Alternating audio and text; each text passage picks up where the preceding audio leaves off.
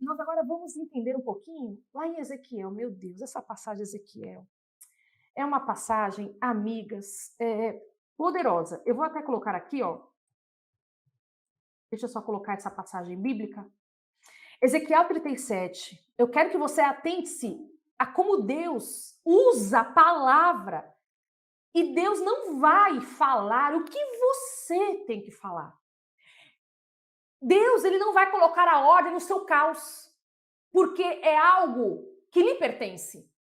Agora, aquilo que cabe a Deus, que é o impossível, ele faz. Exemplo.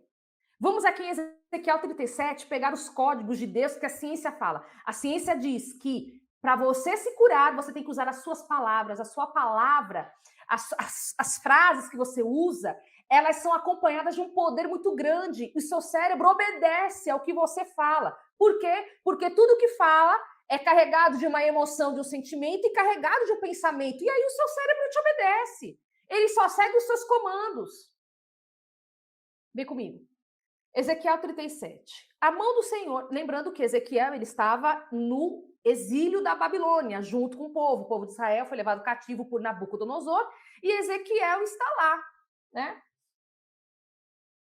em Babilônia, escravo, e Deus vai falando com ele, ali, nesse momento, né, assim que ele é levado cativo.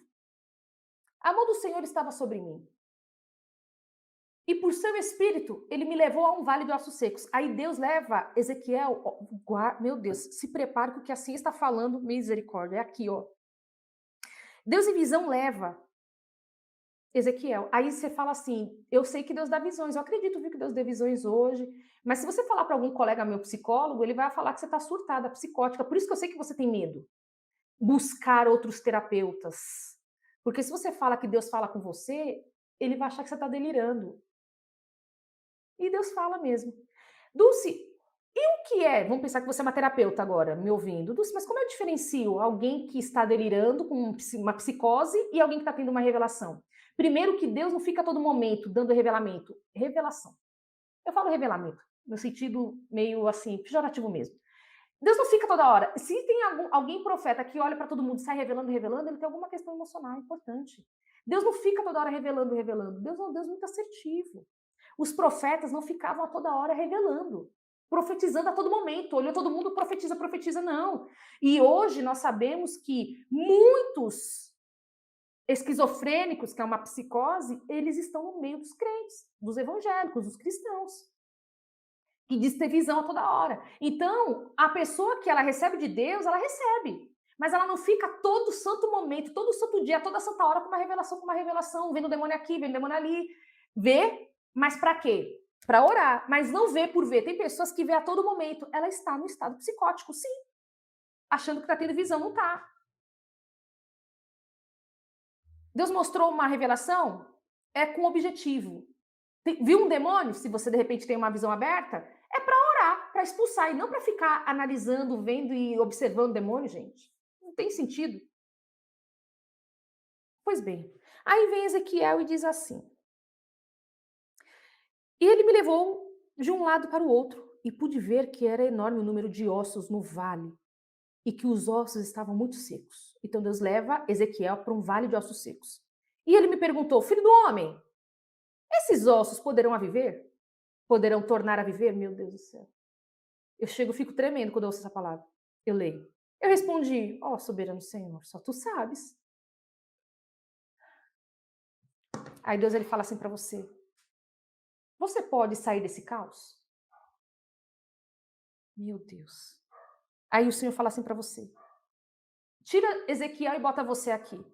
Tira os ossos secos e bota. Não, deixa os ossos secos, que é a sua vida emocional, sua vida mental.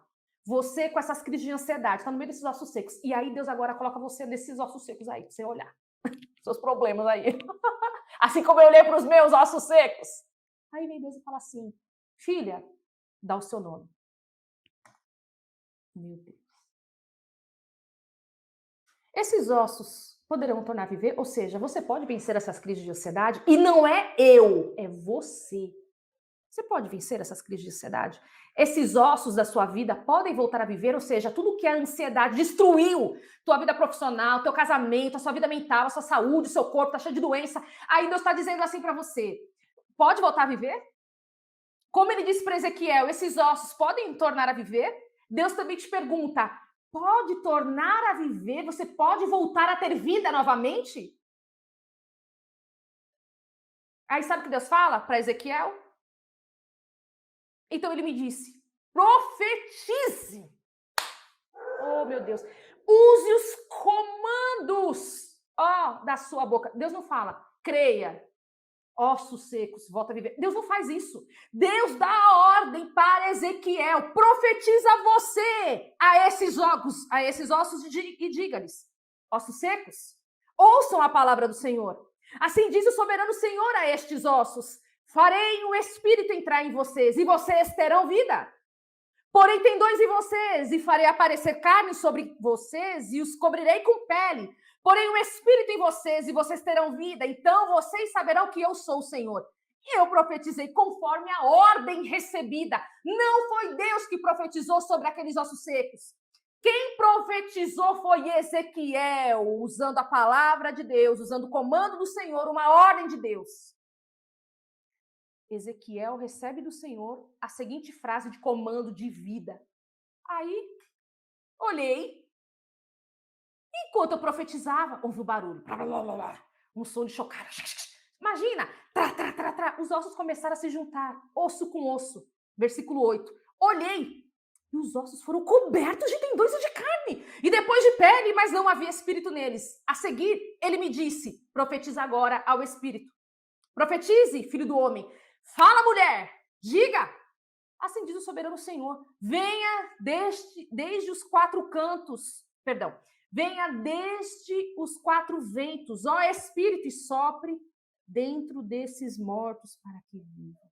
Profetizei conforme a ordem recebida, e o Espírito entrou neles, e eles receberam vida, meu Deus, e se puseram de pé. Era um exército enorme.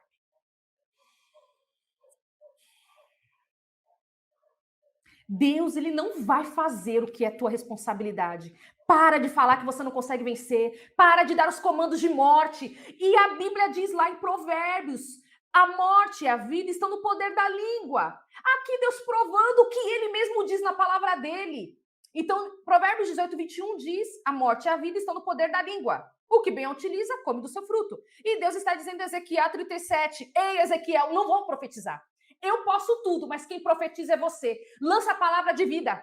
Ordena esses ossos para que eles tornem a viver, se transformem num grande exército. Ordena para que venha o espírito dos quatro ventos e tenham vida novamente, tenham espírito novamente. É Deus falando para você. Existe uma sequidão, existe dentro de você, mas te diz o Senhor, minha amiga, profetiza, pensa, vai ser um grande exército. Veja, Ezequiel, ele viu. Falou. Ele viu, pensou, teve fé. Aquela fé e aquele pensamento foi carregado naquelas palavras e o próprio Deus se encarregou de fazer o impossível.